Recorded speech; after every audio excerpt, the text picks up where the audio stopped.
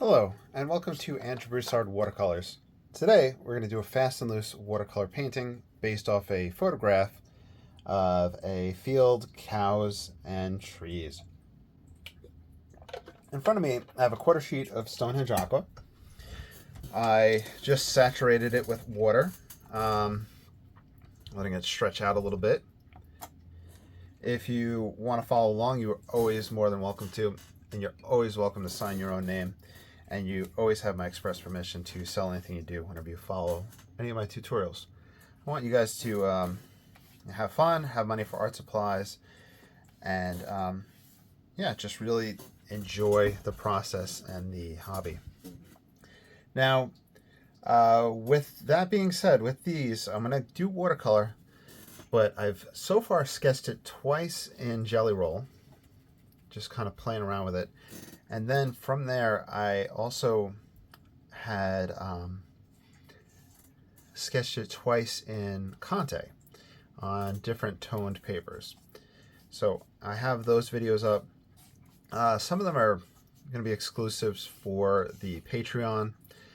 Sometimes these videos, even though I'm kind of narrating it as if it's for the entire world, is for Patreon.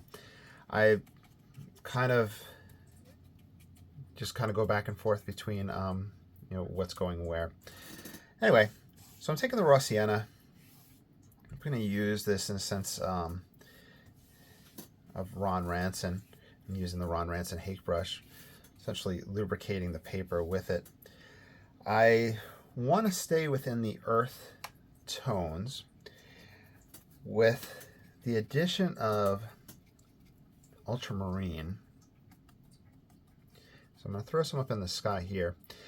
Ultramarine with my raw sienna isn't going to mix a green. It's going to kind of gray a little bit. But that being said, I can mix that with my other earth tones for my darks, but I'm most likely also going to incorporate lamp black. And then from there, I'm thinking maybe utilizing some phthalo blue, because the phthalo blue mixes some interesting greens with the earth colors.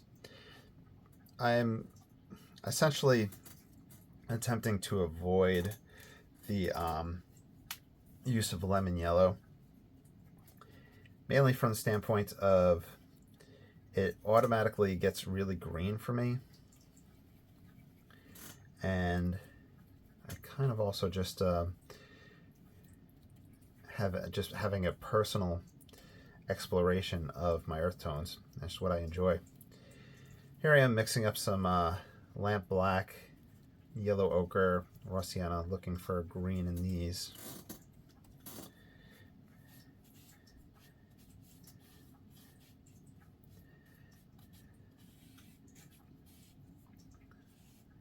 I think it'll help read green. This is my horizon line back here. These cows are going to be here, kind of mapping out where I want everything to stand. Our tree line comes up and gets progressively larger.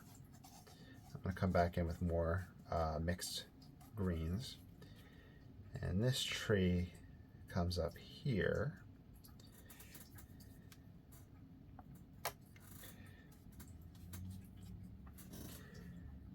Let's see. I don't know. I just really feel like this photograph is just a classic composition. Stronger lamp black and lemon yellow. Not lemon yellow, yellow ochre.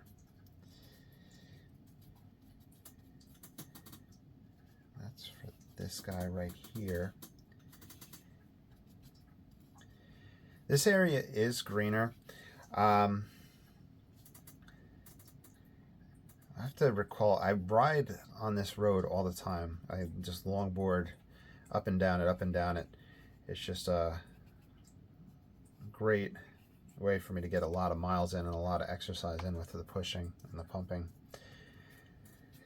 But trying to remember the exact spot of this one, because there are some different cows along this path. This fence might be a border between two different properties, or it might be that the cows feed on one and then at a later date they move into the other side. I'm not quite sure. I have noticed that one property along the path that I ride does that with their horse, but they have kind of a smaller property to work with. And I have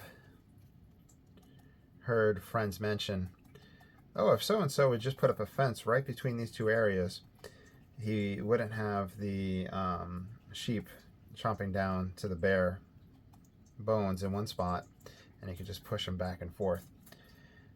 So I've never lived on a farm or grown up on a farm, but I have a lot of farming friends. And I've actually helped with projects on farms. In the last video I mentioned how we went to my friend's property, trying to mix a stronger green, and learned how to deworm and check the tags and check the health of cattle, which was very, very cool. And even being an adult, it's fun being around animals.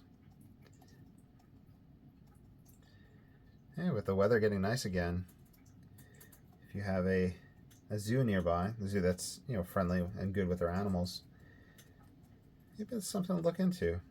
Go take the kids to the zoo, or go with yourself, go with a friend, go with a loved one.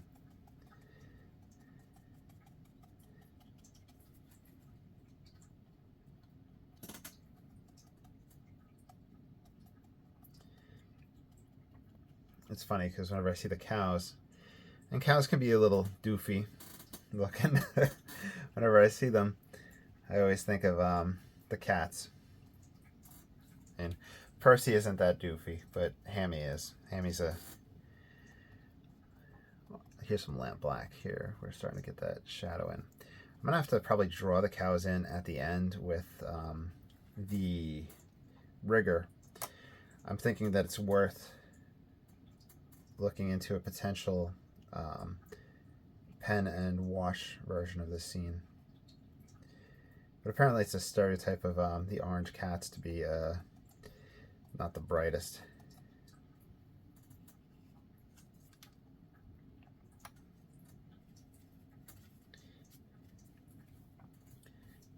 Move away from there. Let's pull out a bit of highlights.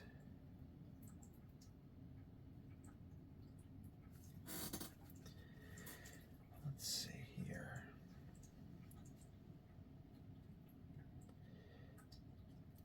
Trying to get some textures. I really don't want just one lumping mass.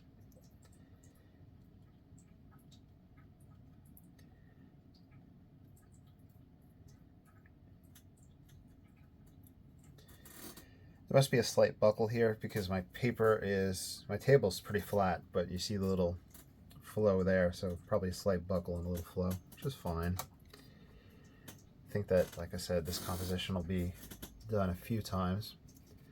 And once again, if you want to follow along or use the composition for yourself, I have it up on the Patreon.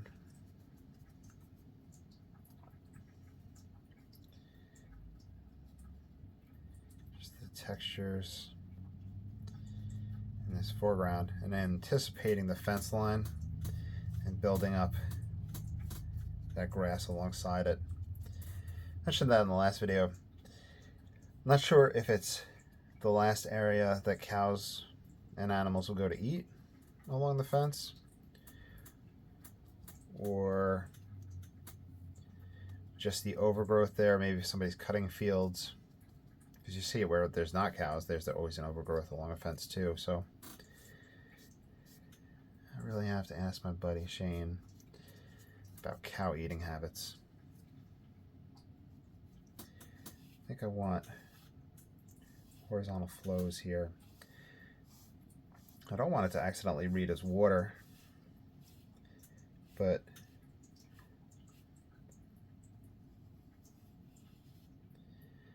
there are lines there. In the photograph it does look like lines, but it might just be me reading it like that. There we go. Alright, now's the time to decide if I want to add phthalo blue. I'm already putting it on the brush. I really need to mellow it out with, let me go for the raw sienna. It's such a strong pigment. It's a staining pigment, and the way I describe it is kind of like a mentholy type green, like the Vicks Vapor Rub or blue. Because there's phthalo green as well, and you could temper phthalo green if you were to use that with the brown earth tones to get kind of a sap green or a more natural looking green. But I mainly just use phthalo green whenever I'm doing that in the quinacridone rose. There's that shadow there.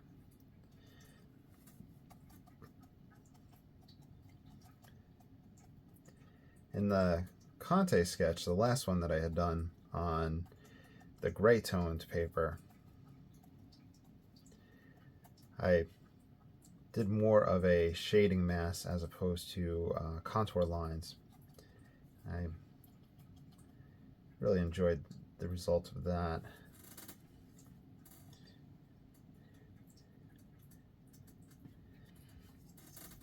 In other videos I've been talking about how I've been looking at some art anatomy books by Mr. Hale, H-A-L-E.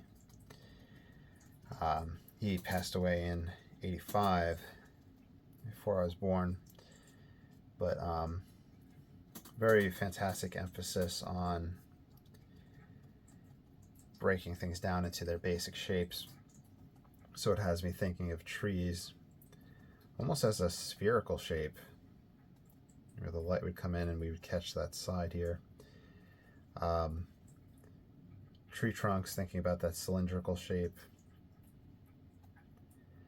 etc.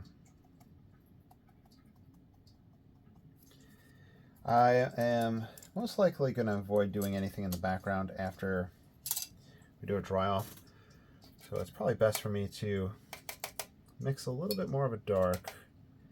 Let's grab some burnt umber and the phthalo blue.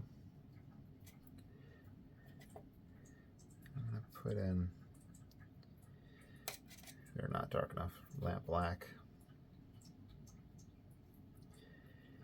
Now, this will dry softer, even these marks, and they're going to diffuse. But I usually go kind of willy-nilly in the background with this. But since I'm not going to be layering on top of it, or at least I don't plan to, then I kind of want to just prepare a rhythm that'll take place. So rather than equidistant marks, I'm going to have marks that are dense and then areas that are sparse. And I can even come in sideways and feed in some of these shadows. But once again, that's going to dry a lot softer. So if you've been following lately, you'll notice that I've been posting stuff in a lot of different mediums. Pen, Conte, charcoal, oil, and I think that, you know, you can argue a pro and a con for trying other medias and exploring other medias, and then for both directions. So that's what I'm going to kind of blab about now. Where the sketching is helping me immensely explore compositions and ideas. Where I originally, when I started painting again a few years ago, I had went back to watercolor. Went to watercolor because watercolor was easy to set up. Easy to set up, easy to clean. And I often avoided sketches because I always wanted to create a finished work of art, and there was kind of a bit of me thinking that a sketch, it would just be lost in a sketchbook for the longest time. But now I'm seeing a lot more value in that, and in being able to work whenever I'm not in the art room. So if I'm laying in bed, sketching, things like that, laying on the couch, sketching. If you're out and about. So there's definitely the pros there. Then there is the wanting to explore it in more depth. So with Conte yesterday, I was working with still lives, and I dedicated quite a bit of time to it, and I used more quality paper for it, etc. So then that is kind of a monetary dive into other mediums. And that could be probably viewed as a negative, that potential monetary dive and the investment in it. You can also think that, well, the time that I was sitting here yesterday working in Conte, I could have been working in watercolor. But it does give a little bit of a refresher, or a little bit of a different viewpoint, a different reset that kind of takes place. So these are all arguments for and against trying other mediums.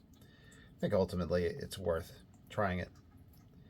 And most mediums you can get into pretty easily after you're in one medium, so you don't have to make too much of a monetary investment comparatively.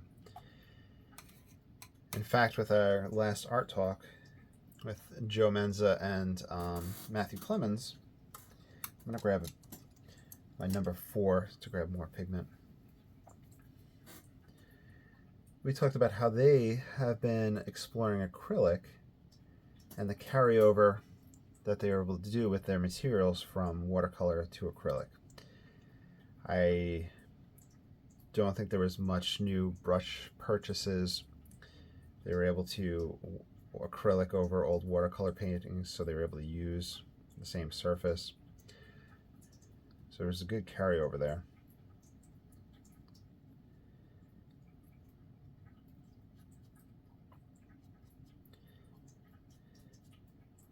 And I think with acrylic, well, for me, Conte, charcoal, pen and ink, having the hot press paper, or even the cold press, you can use the watercolor paper in those mediums. Probably use the back of an old painting if you are really tied up.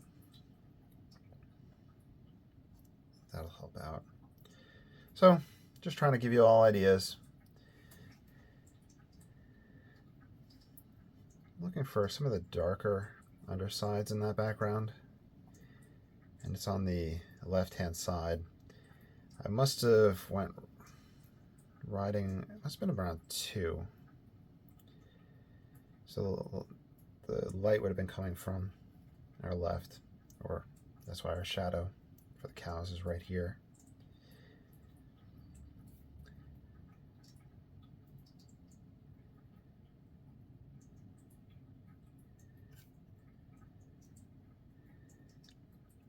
I'm anticipating quite the dry off. It makes me wonder how the dry off and then putting the cow silhouettes in will look versus the softening that takes place. That's going to be too blotchy when it dries, so let me spread that out.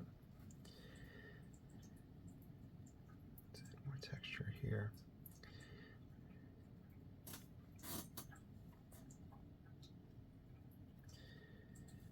Okay. I think now would be a good time for us to do a dry off. Let's do a little bit, just pull in some texture there. There we go. All right. All right, we had quite the softening take place. So I'm going to grab the number 1 rigger. I'm going to utilize that to put in, I still have areas wet here, that shadow. I'm going to probably grab the number 4. Let's grab some lamp black, mix a little bit of ultramarine in there.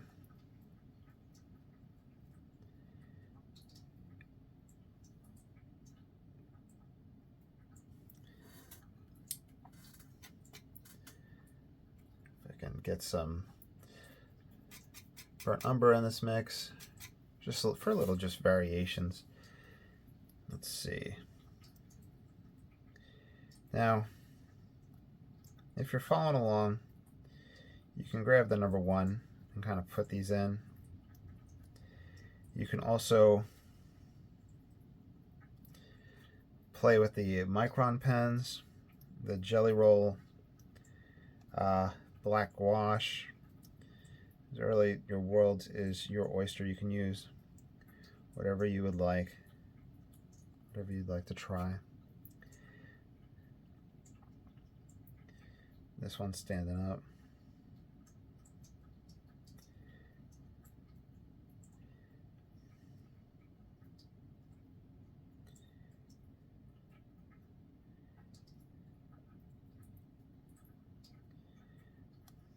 We have a cow laying down right next to him. You could obviously shift them around, repeat the cow patterns, just playing around.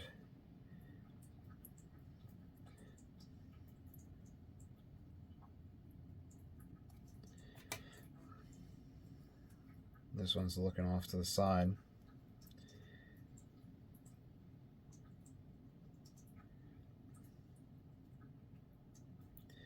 They're just hanging out and relaxing, just counting it up.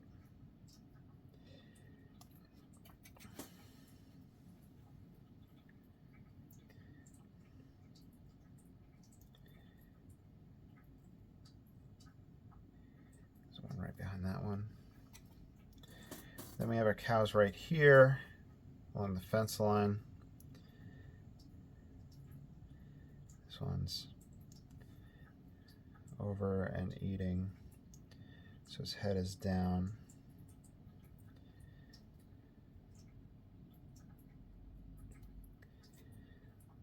I'll do some other ones along this fence line. This one kind of doing a weird curve with its body. Comes over and the head's down.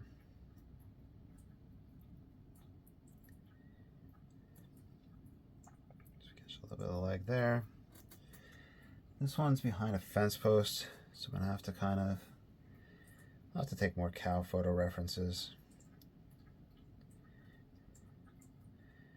But I would almost think that if you get 2 or 3 of them looking decent, you can then from there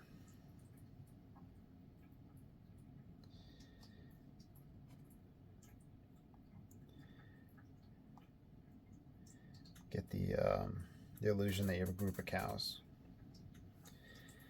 Just laying that down.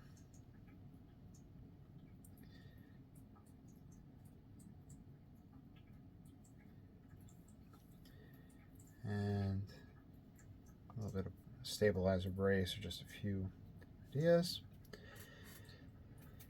Let's grab lemon yellow. Bring out that grass line along it. Help these guys sit in place. Just breaking up the pattern.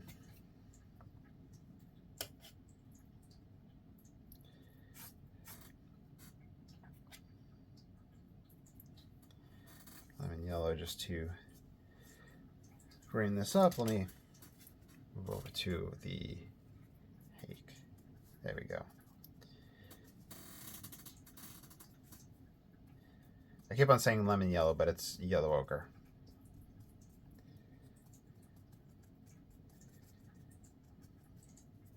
Throw some raw sienna in there.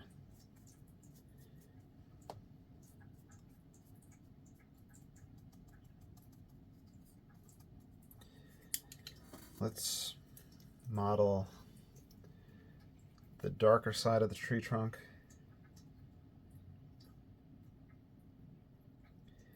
We're not going to have much detail in shadow, so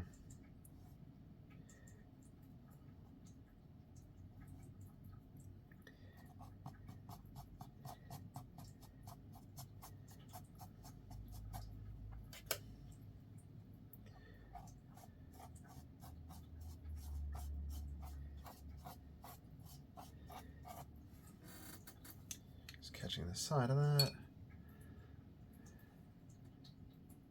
Yellow ochre. I said it right this time.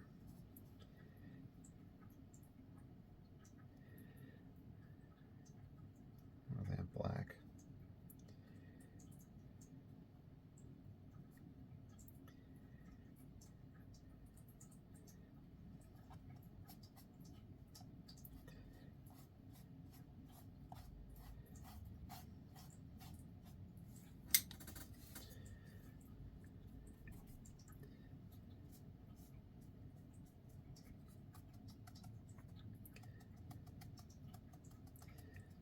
Tapping in.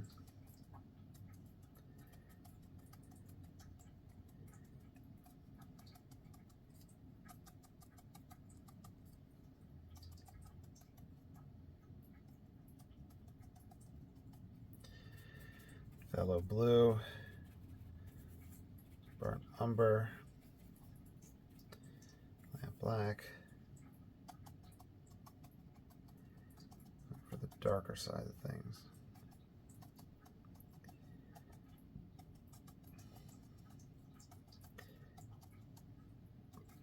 These solitary big trees, or kind of a group like this in the middle of a picture plane, I struggle with, so it's something that I know I will have to add to the rotation of practice and exploration.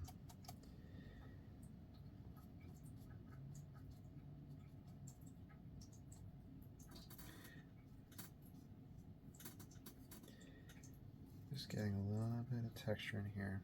In fact, maybe a simple stroke.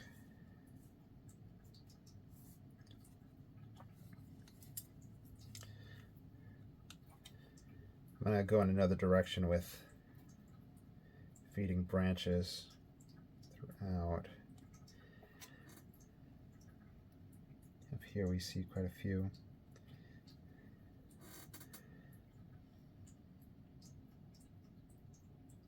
So this is the number one. I'm just grabbing darks.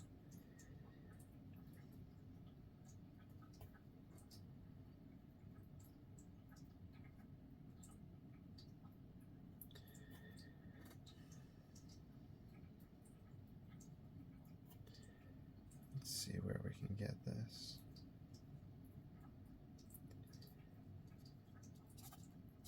Let me take a look at it from a distance.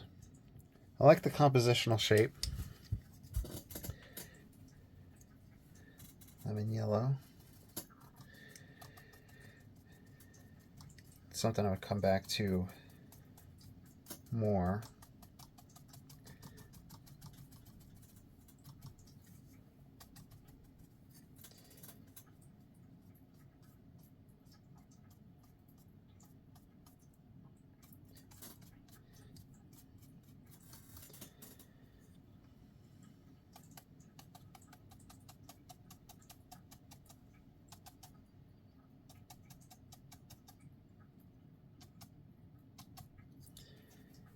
Let's grab lamp black.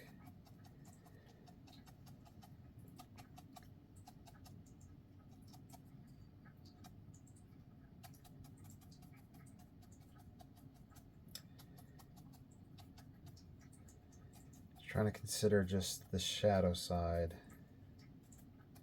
Get the light to come from that direction.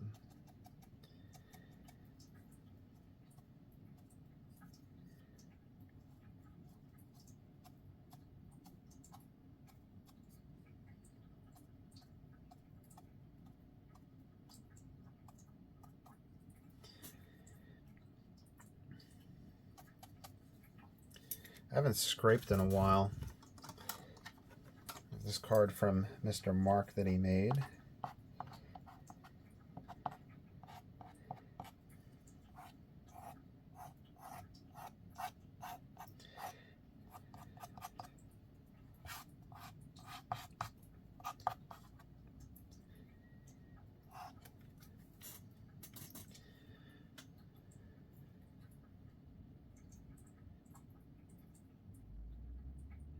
It's almost like I want that tree trunk to be one of the darkest elements.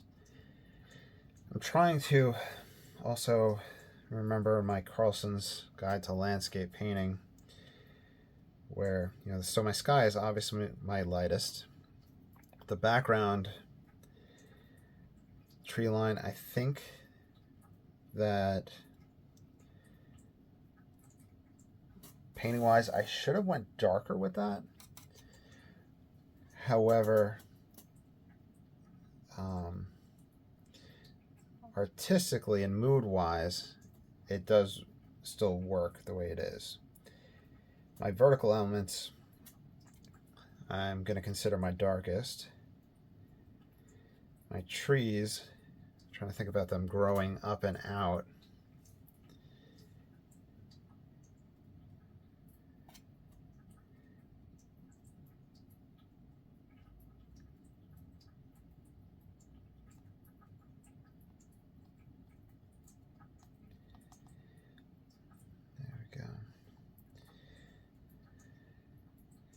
Just little marks for these guys' shadows.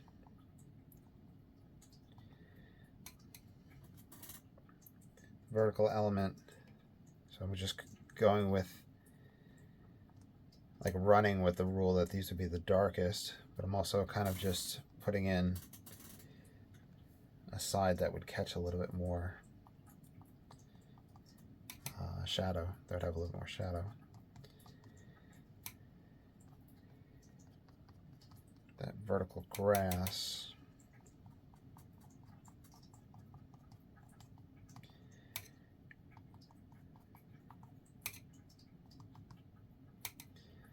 Let's see.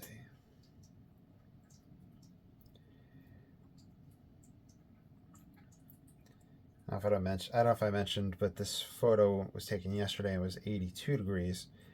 So it has good feel for the capture of the heat. I'm trying to acclimate my body to longboarding during the summer again, because we get up to 94, feels like 102, and the temperatures always rises too quickly for me to acclimate correctly, especially with me kind of making sure that I always wear a helmet when I ride. That makes things a little rough because of the heat, but, you know, obviously falling is no joke.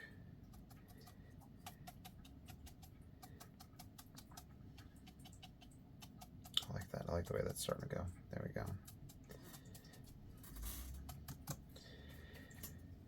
My yellow ochre keeps on wanting to kind of mellow out. Let's pause for a dry off and we'll see where we're at. Maybe a little bit of scraping. We might even just stop it at this point once I get a chance to step back and look at it. All right, so looking at it through the lens, I'm really honestly proud of this composition. I'm glad I took this photo, and I'm glad that I'm working from it. Because at first, the first photo was just on the cows underneath the tree, and then the second one widened out to create a bigger scene. So I'm really happy with the composition, and I think that I'm going to keep pursuing this one a few more times. And that'll be a good thing to add to my repertoire. That being said, the point and the feel gets across. I think that a little bit more darkness and emphasis in this background would be something to explore in the future. Maybe just a little bit more, I guess the term would be use or chroma in there. I have to really brush up on my language, just a little bit more color in there. I'm happy with how, even though I restricted myself from the lemon yellow, I still got the colors and feel that I wanted. Overall, I'm calling this one a success. So I'm going to sign it, but I'll sign that off camera because I need to find a pen that works. I've been just brutalizing pens, just like burning through them. So I hope you enjoyed. Please like, subscribe, follow, and if you want to support the channel, a whole bunch of links below. And thank you to those of you that like, subscribe, comment, and follow on Patreon. You'll have a great day. Bye.